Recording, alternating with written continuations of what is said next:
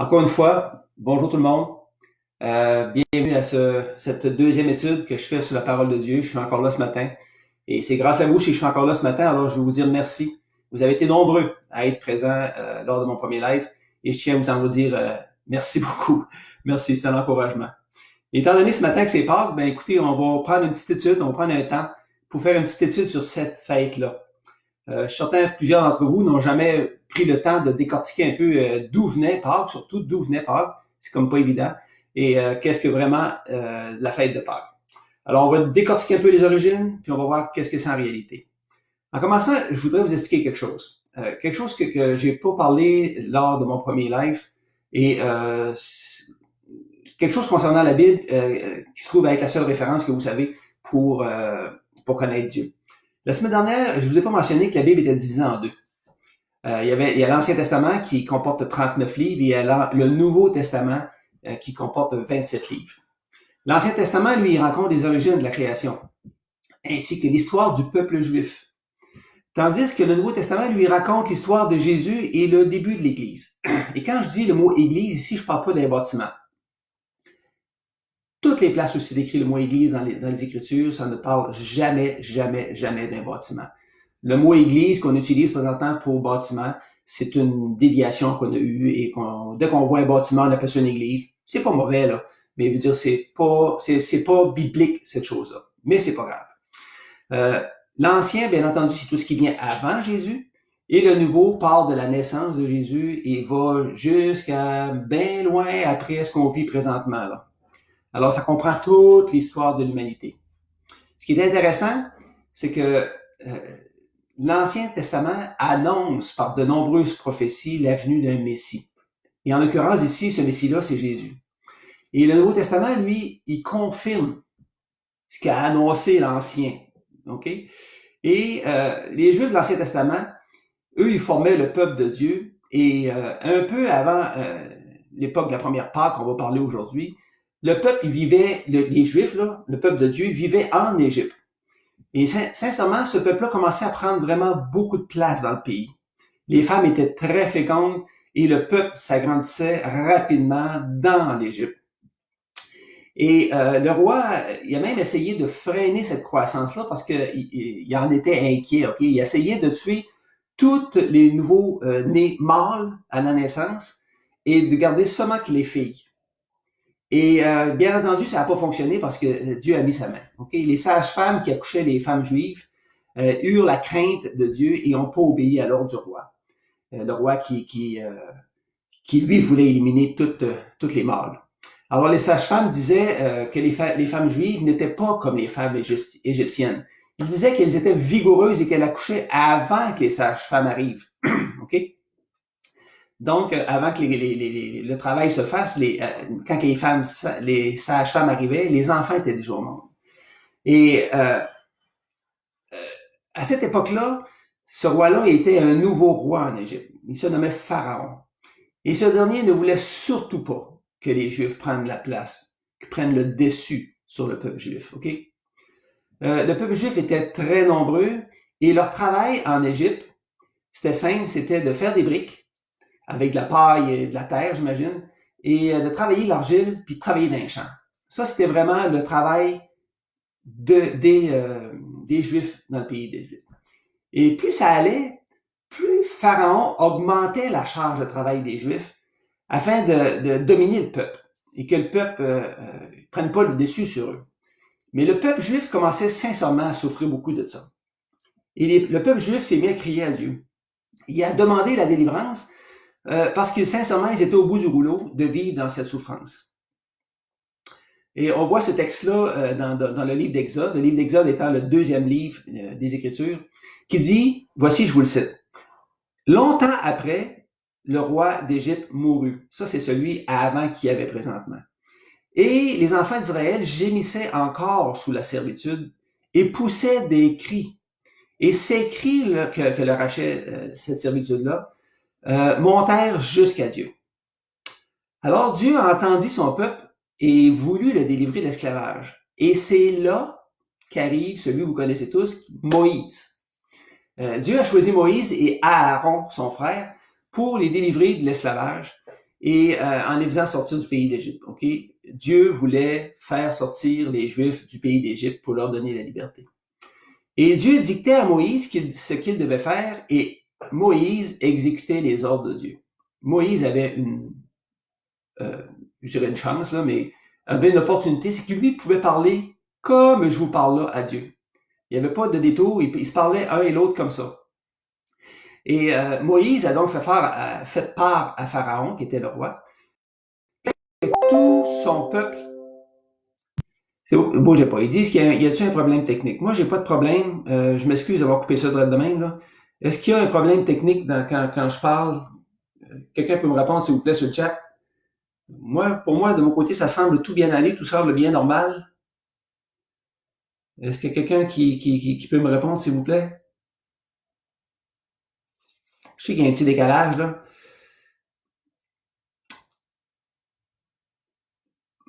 Ça semble... personne ne me répond.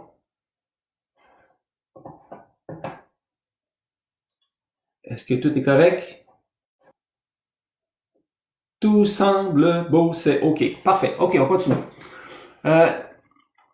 J'étais en train de vous dire que Dieu dictait à Moïse ce qu'il devait faire, puis que Moïse exécutait les ordres. OK, on était rendu là. Et Moïse a fait part à Pharaon que Dieu voulait que tout son peuple puisse sortir d'Égypte pour aller adorer Dieu dans le désert. OK? Bien entendu, Pharaon a refusé d'aller. Il pouvait pas les laisser aller parce que, écoutez, le peuple juif, on se le cachera pas, il était vraiment très, très utile pour les Égyptiens, là.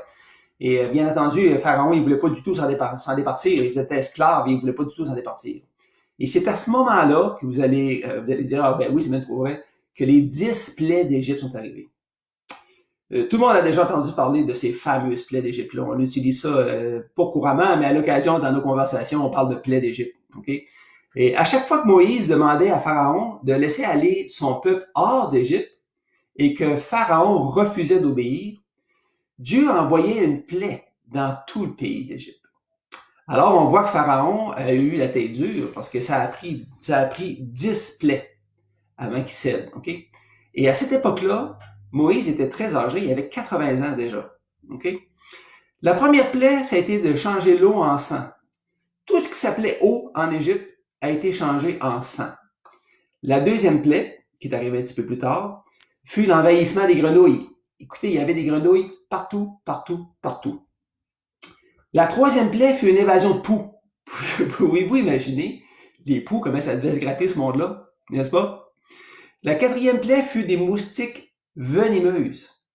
Et à cette plaie-là, Pharaon accepta de laisser aller les Juifs dans le désert à condition que ces mouches-là cessent. Et une fois que les mouches ont été parties, Pharaon a changé d'idée complètement, il est revenu sur sa décision, puis a retenu le peuple juif encore avec les Égyptiens. Alors est arrivée la 6e plaie.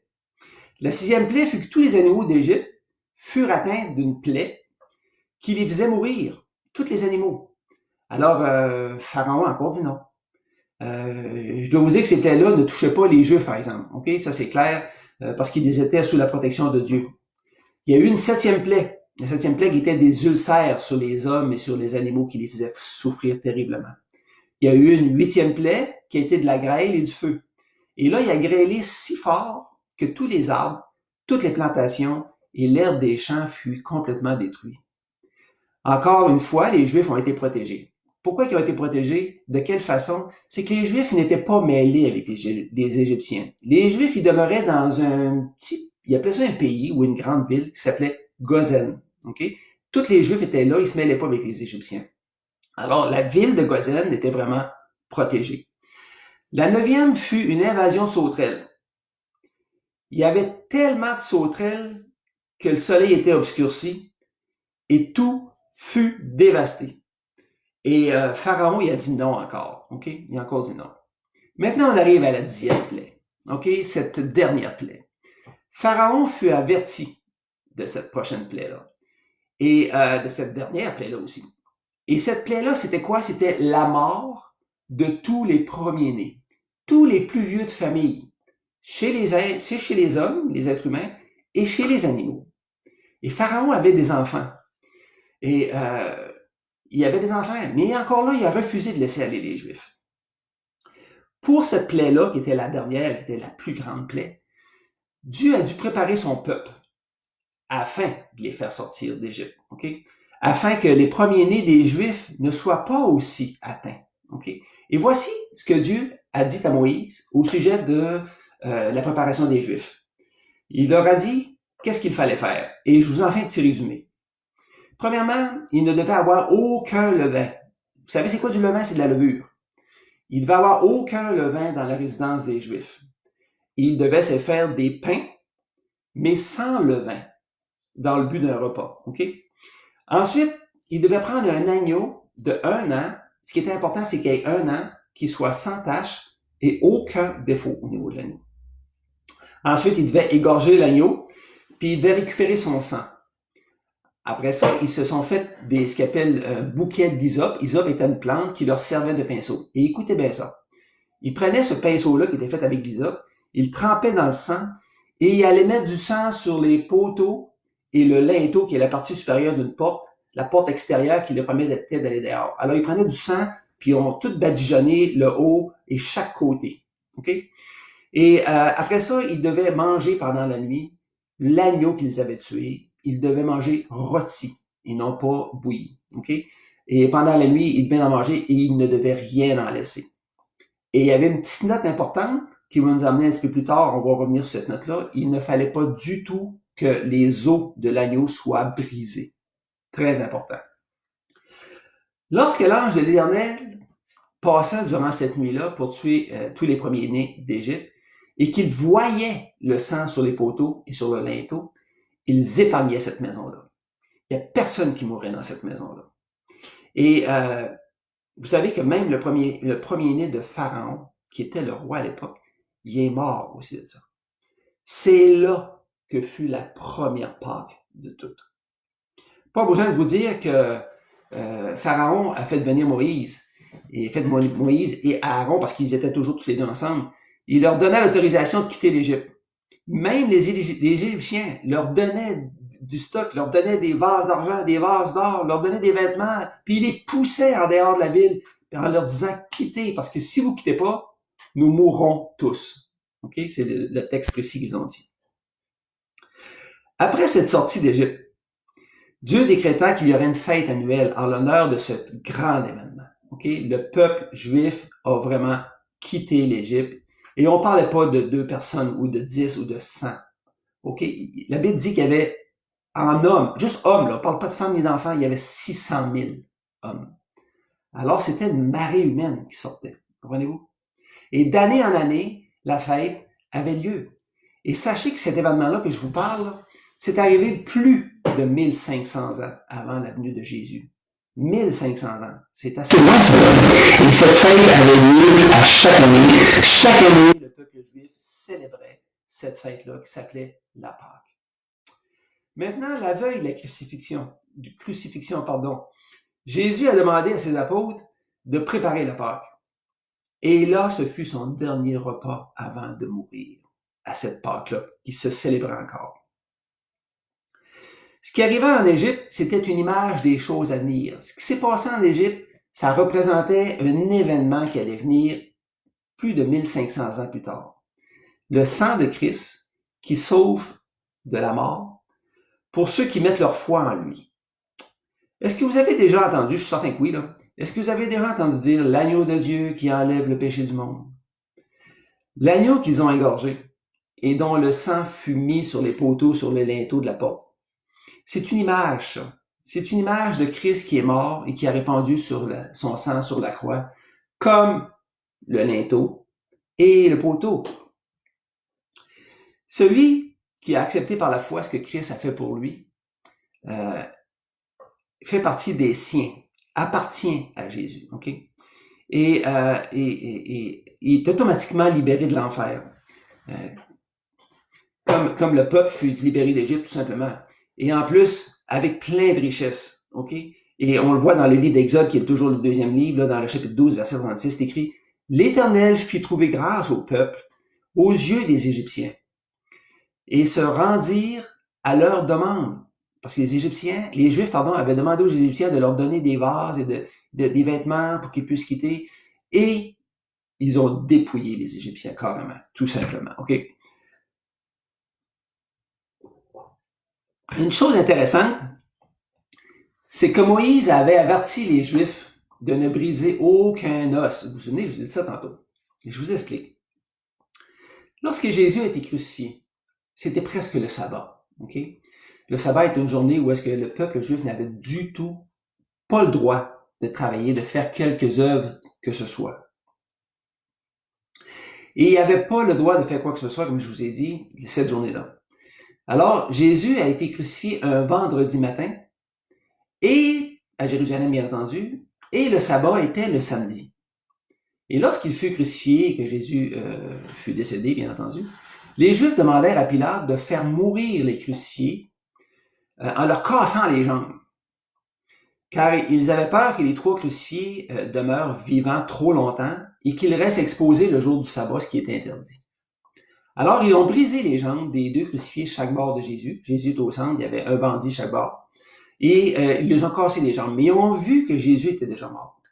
Alors, ils ne lui ont pas brisé les jambes, mais ils ont planté une lance dans le côté, juste pour être certain que Jésus soit bien mort. Okay? Et là, le verset dans le livre de Jean, dans le Nouveau Testament, chapitre 19, verset 36, nous dit que ces choses sont arrivées afin que l'écriture passée, fût accomplie. Aucun de ces os ne sera brisé. La même chose que l'agneau dans la première Pâque, où est-ce qu'il fallait absolument qu'aucun des os soit brisé. Tout se tient, mes amis. Je reviens maintenant au dernier repas que Jésus a pris avec ses apôtres, qui était la Pâque. OK? Ils ont, bien entendu, c'est les disciples qui ont fait ça, ils ont préparé du pain sans levain, comme la première Pâque, pour manger avec l'agneau qu'ils ont rôti, et ils ont bu aussi ce qui est de la coupe, qui est du fruit de la vigne. OK? Ce repas-là, ça allait devenir la Sainte Seine, ou le repas du Seigneur que nous connaissons aujourd'hui même. Et ça, c'est un mémorial que Dieu a demandé de poursuivre jusqu'à nos jours, jusqu'à ce qu'il revienne, qu'il a dit. Et le pain qu'ils ont déchiré pour se le partager, ça a une valeur symbolique qui représente le corps de Jésus qui a été meurtri sur la croix, et le fruit de la vigne, qui était la coupe, elle, de son côté, elle a aussi une valeur symbolique représentant le sang de Jésus qui a coulé sur la croix pour effacer les péchés. Ce qui est intéressant, c'est que dans la même journée, il y a eu, en même temps que l'image de la Pâque, qui est le repas, comme en Égypte, un petit peu plus tard, il y a eu aussi l'accomplissement réel de cette Pâque-là, de l'agneau qui a été accroché sur la croix, crucifié. Cet agneau-là qui est Christ, qui est mort sur la croix, et dont le sang qui a coulé épargne la mort spirituelle. Dans l'Ancien Testament, c'était la mort physique. Mais dans le Nouveau Testament, c'est la mort spirituelle. Parce qu'on est fait de 2 parties, vous savez. Il y a une partie physique en nous et il y a une partie spirituelle en nous. Les deux sont attachés ensemble et ils sont intimement liés. Dans l'Ancien Testament, c'était la mort physique. Dans le Nouveau Testament, c'est la mort spirituelle. OK? Ça les a épargnés de la mort spirituelle pour tous ceux qui mettent leur foi. Et en Jésus, bien entendu, pour ce sang qui a été versé qui efface les péchés. Pour ce qui est arrivé en Égypte, écoutez bien, les Juifs ont dû mettre leur foi en Dieu afin d'éviter la mort. Okay? Cette foi-là, ça en était une en action. Mais là, vous allez me dire, c'était quoi la fameuse action qu'ils ont faite? C'était quoi cette foi en action-là qu'ils ont faite? L'action, c'était quoi? C'était de prendre le sang et de le mettre sur le poteau et sur le linteau pour les épargner. Dieu avait déterminé que c'était de cette façon-là qu'il fallait les sauver. Et les Juifs y ont cru et se sont mis automatiquement à l'action. C'est Dieu qui les a sauvés. Faut pas oublier ça. Ils ne se sont pas sauvés eux-mêmes. Ils ont juste obéi et c'est Dieu qui a tout fait le travail, qui a tout fait le reste. Tandis que Jésus a versé son sang pour nous sauver spirituellement, sauver notre âme, ce salut s'obtient aussi par la foi. OK? Il est impossible de se sauver de la mort spirituelle par soi-même. Pourquoi? à cause de la domination du péché qu'on a sur nous. Nous avons cette nature-là de péché. C'est impossible pour nous d'arrêter. Ça se fait tout seul, OK? Qui n'a jamais menti de sa vie, là? OK? On est comme ça. Dieu le sait qu'on est comme ça aussi. Il y a beaucoup de gens qui essaient de se sauver par eux-mêmes, en faisant des œuvres pour mériter leur ciel. Et ça ne fonctionne pas. Pourquoi? Parce que c'est pas de cette façon-là que Dieu a décidé que l'homme serait sauvé. C'est Dieu qui est le maître. Les Juifs en Égypte auraient pu décider de ne pas suivre les ordonnances que Dieu nous avait données pour pouvoir sortir d'Égypte. OK? Ils auraient pu ne pas suivre. Qu'est-ce qui se serait passé, pensez-vous? Ben, il est certain qu'ils auraient demeuré dans ce pays-là et qu'ils auraient croulé sous l'esclavage jusqu'à la fin de leur vie. Aucune liberté ou de libération pour eux. Okay? Puis c'est la même chose aujourd'hui.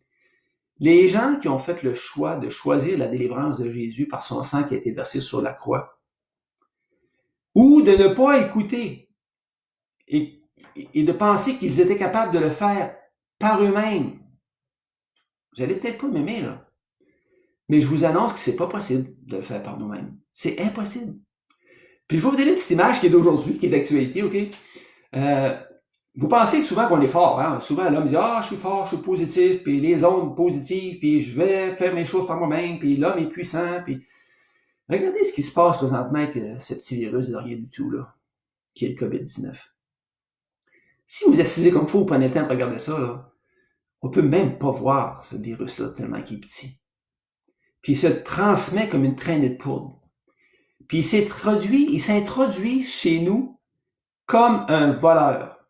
OK? Il n'est pas bienvenu du tout, mais il rentre en cachette. OK? Puis, si petit soit-il, il peut vous faire mourir en quelques jours. Je pense que vous avez compris ce que je veux vous dire là, au point de vue où on est si fort que ça. Bon. Maintenant, si on parlait un petit peu de la ressuscitation de Jésus, c'est aujourd'hui qu'il a ressuscité. Il est crucifié vendredi. OK? À l'époque de Jésus, les Romains, ils dominaient, comme je vous ai déjà dit, sur les Juifs. Et les Juifs auraient bien aimé se débarrasser de l'autorité des Romains. Okay? Les Romains dominaient sur les Juifs à cette époque-là. Dieu leur annonçait déjà depuis fort longtemps qu'un Messie allait venir. Il annonçait ça aux Juifs. Qu'un Messie qui allait venir pour les libérer de l'esclavage. Puis les Juifs savaient depuis fort longtemps que ce Messie allait venir au monde à Bethléem. C'était écrit dans les anciennes Écritures, OK? Qu'il naîtrait d'une femme vierge, OK? Qu'il serait descendant d'Abraham, et plus précisément de la lignée de David, qu'il serait sans péché, qu'il serait annoncé par un messager, en l'occurrence Jean-Baptiste, qui est venu avant Jésus, qui a annoncé la venue de Jésus, OK? Alors, lorsque Jésus se présenta comme ce Messie, comme le libérateur venu de Dieu, écoutez, c'était pas du tout ce que les Juifs attendaient comme Messie, comme libérateur, OK? Eux, ils attendaient quoi? Eux, ils attendaient un guerrier, comme David. Un guerrier qui les sortirait de la domination des Romains. Ils s'attendaient de voir un second David, comme je viens de vous dire, qui était, lui, un grand guerrier, qui gagnait des guerres, qui ne se laissait pas dominer. C'était un grand libérateur, qui était toujours prêt pour la guerre. En résumé, pas les Romains, mais les Juifs ne voulaient pas du tout de ce Messie-là. OK? Écoutez bien. Jésus arrive, puis il leur dit, aimez-vous les uns les autres. Aimez vos ennemis. Il leur disait de se repentir de leurs péchés. Il disait aussi que Jésus lui-même allait mourir pour eux et qu'il allait ressusciter le troisième jour, quelque chose qui n'est jamais arrivé. Il se disait l'égal à Dieu. Il disait que le Père habitait en lui et que lui-même habitait dans le Père.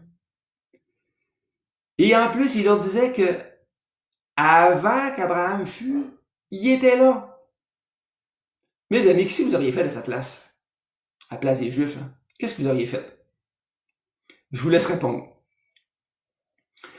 Alors Jésus est devenu l'homme à abattre. Il était devenu l'ennemi. OK? Il était devenu l'ennemi. Dès que Jésus ouvrait la bouche, les Juifs, les chefs des Juifs, disaient qu'il y avait un démon en lui. OK? Les chefs des Juifs devenaient noirs de colère.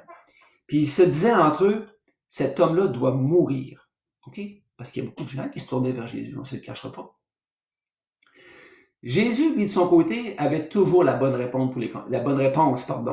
pour les confondre. Il avait toujours la bonne parole. Et là, on va regarder un petit texte ensemble dans les Écritures. Puis je vais prendre directement dans ma Bible que je vais lire. Et ça se trouve être dans le livre de Jean, au chapitre 8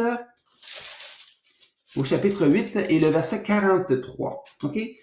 43 et jusqu'à 59. Je vais tout vous lire ce texte-là. Puis écoutez bien le genre de conversation qu'il y avait entre Jésus et les dirigeants religieux, OK, des Juifs. J'ai dit verset 43, c'est ça. Alors, Jésus parle ici, puis il dit, pourquoi ne comprenez-vous pas mon langage? Parce que vous ne pouvez pas écouter ma parole. Vous avez pour père le diable. C'est assez direct, cela, là. Et vous voulez accomplir les désirs de votre père, qui est le diable. Et il a été meurtrier dès le commencement, il parle toujours du diable, et il ne se tient pas dans la vérité parce qu'il n'y a pas de vérité en lui. Lorsqu'il profère le mensonge, il parle de son propre fond, car il est menteur et il est le père du mensonge. Alors, Satan est vraiment le père du mensonge. Et moi, parce que je dis la vérité, vous ne me croyez pas. Qui de vous me convaincra de péché?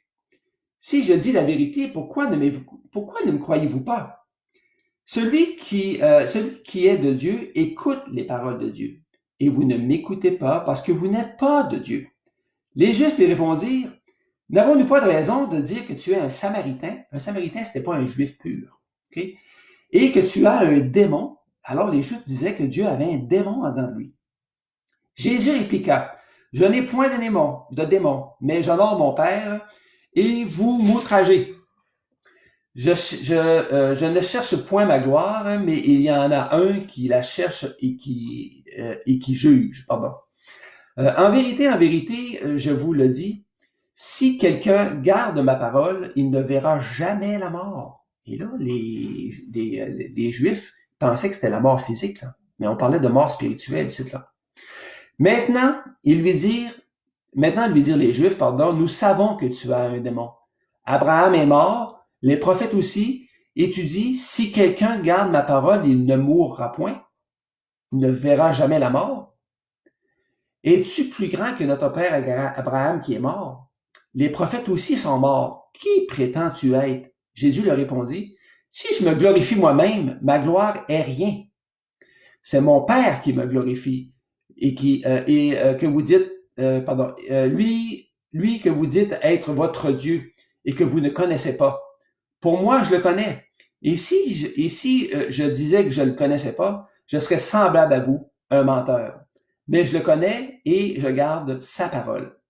Abraham, votre père, a tressailli de joie de ce qu'il verrait mon jour.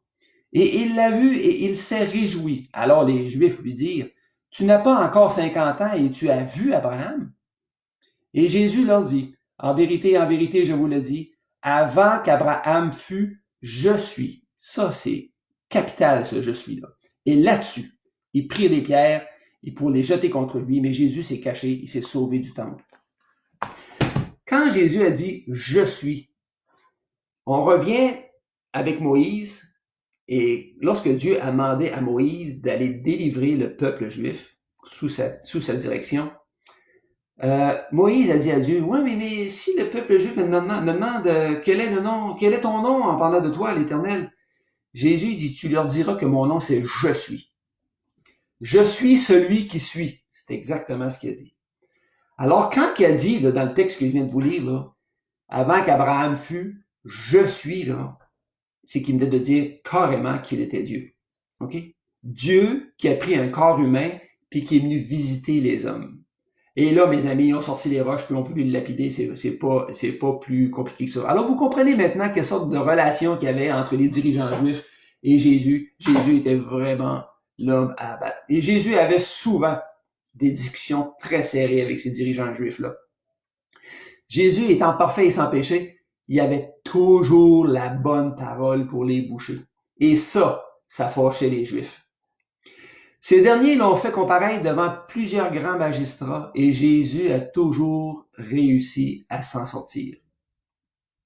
Comme vous connaissez l'histoire, lors de son dernier repas avec les apôtres, lorsqu'ils ont fait la Pâque, Jésus annonçait qu'il y avait un de la gang, un des 12 apôtres, qui allait le livrer. Vous savez que c'est Judas, Judas l'Iscariote. Et c'est lui effectivement qui l'a livré. Après le souper, lorsqu'ils ont fini, Judas était déjà parti. Après le souper, Jésus a pris ses disciples, puis les a emmenés dans le jardin de Gethsémani pour prier. Et à cet endroit, dans ce jardin-là, l'angoisse commençait à s'emparer de Jésus. Parce que l'heure de sa mort arrivait et il connaissait déjà les souffrances extrêmes qu'il allait subir. Par 3 fois, il a demandé au Père s'il était possible de passer à côté de ces souffrances-là, ou le terme utilisé dans les Écritures, c'est de cette coupe, qui comportait des souffrances, la colère. Mais toujours, il disait à la fin la phrase suivante, que ta volonté soit faite et non la mienne. Jésus était comme soumis à son Père et il voulait le suivre coûte que coûte. Pour faire une histoire courte, Judas a livré Jésus et il fut arrêté cette nuit-là, dans ce jardin-là. Puis il fut emmené pour comparaître devant Caïphe et le Sanhédrin. Et ils essayèrent de trouver de faux témoins afin de l'accuser, puis ils n'en trouvaient pas. Jésus ne parlait pas un mot. Soudain, il y a 2 personnes qui se sont levées et ont dit, on le voit ça dans le livre de Matthieu, chapitre 26, verset 61, pardon. Alors, il y a un homme qui s'est levé, il était 2, mais il y en a un qui a parlé. Celui-ci a dit, en parlant de Jésus, je puis détruire le temple de Dieu, et là, il parlait de son propre corps, et le rebâtir en 3 jours, il parlait de sa résurrection. Alors, le souverain sacrificateur, si vous voulez savoir une idée de qui était le souverain sacrificateur dans la religion juive, c'est à peu près l'équivalent dans la religion catholique du pape. C'était le top, le plus élevé dans la religion juive. Et puis là, il lui demanda s'il y avait quelque chose à dire, à répliquer devant cette déclaration-là que ces 2 personnes-là ont faite. Et Jésus a gardé le silence, il n'a pas parlé. Alors, le souverain sacrificateur lui a commencé à élever la voix, puis lui a dit, au verset 63, « Je t'adjure, par le Dieu vivant, de nous dire si tu es le Christ, le Fils de Dieu. » Écoutez, ce que Jésus a répondu, c'est ce qui va le condamner. C'est ce qui va venir mettre un sceau sur coupable, on le crucifie. Verset 64. Jésus lui répondit, « Tu l'as dit. » De plus, en voulant dire, tu l'as dit que j'étais le Fils de Dieu, De plus, je vous déclare que vous verrez désormais le Fils de l'homme assis à la droite de la puissance de Dieu et venant sur les nuées du ciel. Pas besoin de vous dire, mes amis, que la colère du souverain éclata. Il a déchiré ses vêtements. Et au verset 65 et verset 67, qui est la suite, alors le souverain sacrificateur déchira ses vêtements, disant, il a blasphémé, parce qu'il s'était dit Dieu, là. Le Fils de Dieu, il n'avait pas le droit de dire. Puis tous ces gens-là qui faisaient cette déclaration-là, ils étaient considérés comme étant morts. Il fallait qu'ils lapident. Alors, en continuant, il a dit, qu'avons-nous besoin d'ajouter? Non, excusez-moi. Qu'avons-nous besoin de témoins? Pardon, c'est ça. Voici, vous venez d'entendre son blasphème. Que vous semble-t-il? Ils répondirent, il mérite la mort. Et là, ils lui crachèrent au visage, ils lui donnèrent des coups de poing, des soufflets. Vous savez, un soufflet, c'est une claque. Et Jésus a encaissé tout ça en silence. Et ça, c'était rien. Comme je vous ai dit plus tôt, les rois dominaient sur les Juifs. Et c'était les Romains, dominaient sur les Juifs. Alors, ils ont pris Jésus et ils l'ont emmené devant Ponce Pilate pour qu'il le juge. Et après l'avoir interrogé, Pilate a déclaré qu'il ne trouvait rien en ce Jésus qui mérite la condamnation voulue par les Juifs. Et c'est là qu'il offrit aux Juifs, comme il faisait une fois par année, par coutume, de leur relâcher un prisonnier, soit Barabbas ou soit Jésus. Et tout le peuple des Juifs se mit à crier « Relâchez Barabbas et non Jésus ». Alors Pilate leur dit au chapitre 27 et verset 22 du livre de Jean, Pilate leur dit « Que ferais-je donc de Jésus, qu'on appelle Christ ?» Tous répondirent « Qu'il soit crucifié ». Alors, bien entendu, Pilate a relâché Barabbas et il a dit au verset 24 Pilate, voyant qu'il ne gagnait rien, mais que le tumulte augmentait, il prit de l'eau, il s'est lavé les mains devant le peuple, et il a dit, je suis innocent du sang de ce juste. Ça vous regarde, en voulant dire, vous voulez le crucifier? On va le crucifier. Alors, Pilate a envoyé Jésus pour être crucifié. Et les Romains étaient des experts. Et j'utilise le mot expert, c'est dans l'art de faire souffrir les gens qui étaient condamnés. Ils avaient cette grande réputation-là. Et à la crucifixion était le pire châtiment que pouvait subir un homme. Ils ont battu Jésus à l'extrême. Rien à voir avec ce que vous voyez sur un crucifix avec quelques traces de sang sur le côté, une face parfaite, une face américaine même. Et il ne faut pas oublier que Jésus est un juif, n'est-ce pas? Voici ce que dit Isaïe. Là, on parle dans l'Ancien Testament, qui est une prophétie annoncée pour ce qui s'en est. Au chapitre 52 dans le livre d'Ésaïe, verset 14. Écoutez bien ceci. De même, il a été pour plusieurs un sujet d'effroi, tant son visage était défiguré, tant son aspect différait de celui des fils de l'homme. Jésus, mes amis, était comme un morceau de viande accroché sur la croix. Il était méconnaissable. Il fallait qu'il passe par là. Il fallait qu'il passe par là, mes amis, afin que nous puissions avoir cette possibilité-là d'être sauvés.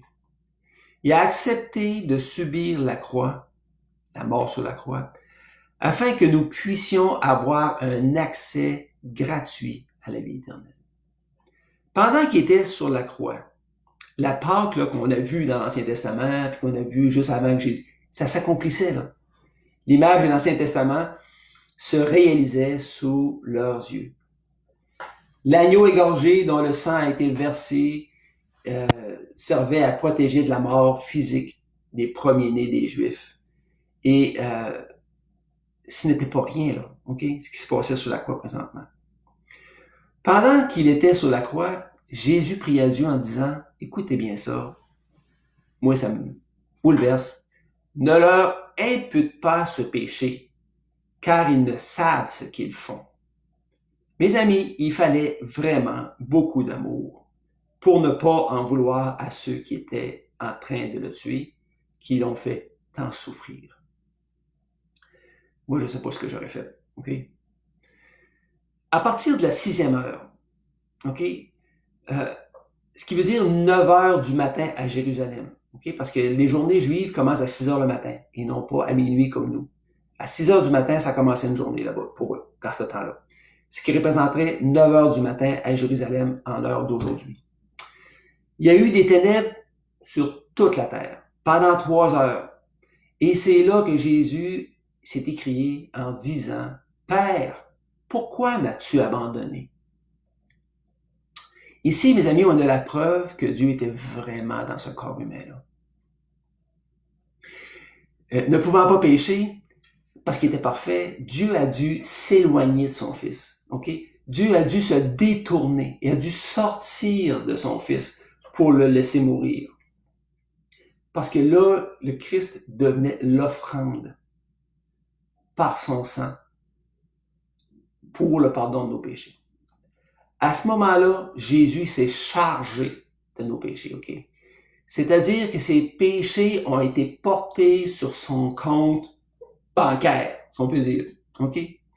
Il a été déclaré péché, même s'il n'avait jamais connu de péché de sa vie. Il a pris notre condamnation, lui qui était innocent, puis il s'en est chargé lui-même, ok? Juste avant de mourir, qu'est-ce qu'a dit Jésus? La dernière phrase de tout, tout est accompli. Tout est accompli comme les Écritures l'avaient annoncé dans l'Ancien Testament. Et à ce moment précis-là, il expira et il mourut. La bonne nouvelle dans tout ça, savez-vous c'est quoi? Il y en a une bonne. C'est la nouvelle, ok? C'est que Jésus, 3 jours plus tard, il a ressuscité les morts. La mort n'a pu le retenir. Nous, quand on meurt, la mort nous retient. On ne peut pas ressusciter. Comprenez-vous? Lui, là, il a vaincu la mort. il fut le premier homme, le premier-né, le premier homme à le faire par lui-même. La mort avait aucune force sur lui. Comme preuve de sa résurrection, quand il était ressuscité, Jésus est resté 40 jours sur la terre. Okay? Pendant ce 40 jours-là, il est apparu à des gens, puis il est apparu à des fois à 500 personnes du coup. Okay? Et au bout de ce 40e jour-là, il nous a quittés. Pourquoi qu'il nous a quittés? Parce qu'il a dit qu'il s'en allait pour nous préparer une place dans les cieux. Et ça, on va avoir accès à cette place-là si on met notre foi en lui, ok, en ce qu'il a fait pour nous, pour le pardon de nos péchés. Et là, je termine avec un verset, qui est le verset dans le livre de Jean, au chapitre 14 et verset 3. Et lorsque je m'en serai allé, autrement dit, lorsque j'aurai quitté la terre pour retourner dans les cieux après sa résurrection, et que je vous aurai préparé une place, je reviendrai et je vous prendrai avec moi, afin que là où je suis, vous y soyez aussi. Ma question est la suivante. Serez-vous prêts lorsqu'il reviendra? Parce qu'il va revenir, mes amis. Et ça, c'est une promesse. Moi, je m'y fie. Tout ce que je pense, je m'y fie. Concernant ça, concernant cette promesse-là. Tout ce qui a été annoncé dans l'Ancien Testament. Écoutez, il y a au-delà de 700 prophéties qui ont été annoncées dans l'Ancien Testament. Et tous se réalisent à 100%. Il y en a qui sont pas encore réalisés. Il y en a qui sont à venir. Okay? On les connaît aussi, parce qu'ils sont écrits dans les Écritures. On les espère. Et la revenue du Seigneur en est une. Comme les Juifs espéraient la venue d'un Messie, malheureusement, c'était pas celui qu'ils voulaient, là. Et nous, on espère le retour de Jésus. Puis il va revenir. Alors, vous pouvez savoir aujourd'hui, il est possible de savoir si vous êtes prêt ou pas. OK? Puis si vous ne le savez pas, c'est parce que vous ne l'êtes pas. C'est clair comme ça. OK? Et si vous ne l'êtes pas, OK? Vous pouvez l'être aujourd'hui même. Mais comment vous allez me dire? En mettant votre foi. Et là, ici, je parle de la foi en action. En prenant position sur ce que Jésus a fait pour chacun d'entre nous sur la croix. Dieu dit, repentez-vous sincèrement de vos péchés et acceptez ce qu'il a fait pour vous et moi. Et il dit que vous serez sauvés sur le champ, même maintenant. Vous aurez votre billet d'entrée. Vous serez un pécheur pardonné par la foi seulement. Et c'est complètement gratuit parce que Jésus a tout payé sur la croix. Comprenez-vous? C'est vraiment très, très simple. J'aurais pu vous parler encore le reste de la journée sur des choses qui sont arrivées lors de cette crucifixion. Exemple, les 2 bandits sur la croix. Qu'est-ce qui s'est passé avec eux? Il y en a un qui s'est repenti là-dedans. Et Jésus lui a dit qu'elle allait être avec lui aujourd'hui même dans le paradis. C'était un bandit, mes amis. Il était attaché, il ne pouvait pas rien faire. Il s'est juste repenti, puis il a dit à Jésus, si tu reviens, mais pas si, lorsque tu reviendras dans ton règne, pense à moi. Jésus a dit, aujourd'hui même, tu vas être avec moi dans le paradis. Gratis. Il n'a pas dit, il va faire un chemin de croix. Il n'a pas dit, comment je te dois. Il n'a pas dit, je vais me mettre à aimer mes prochains. Il a dit, pense à moi. Et c'est comme ça que ça fonctionne. Écoutez, mes amis, ça se termine là pour aujourd'hui. Je vous dis merci. Merci d'avoir été là. Merci d'avoir pris le temps de m'écouter. Et si vous avez des questions, je vous le dis tout de suite. Mon Messenger est disponible. Écrivez-moi, ça va rester entre nous deux. Et si vous avez des questions, posez-moi-les. Ça va me faire un grand plaisir de vous répondre. Alors, on se laisse là-dessus. Écoutez, dimanche prochain, je vais être encore là. Et cette fois-ci, on va regarder une discussion qu'il y a eu entre Jésus et un docteur de la loi. Et vous allez voir qu'on y parle clairement comment faire pour avoir la vie éternelle. Et c'est ce que je vais vous présenter dimanche prochain. Je vais prendre la semaine pour préparer ça, tout pour finir ça, et je vais vous préparer ça. Alors, merci, on se laisse là-dessus. Bonne journée, bonne Pâques. Vous savez maintenant c'est quoi Pâques? C'est pas des chocolats, c'est pas des lapins en chocolat. La vraie Pâques, c'est ce que Jésus a fait pour nous sur la croix. Merci, bonne journée.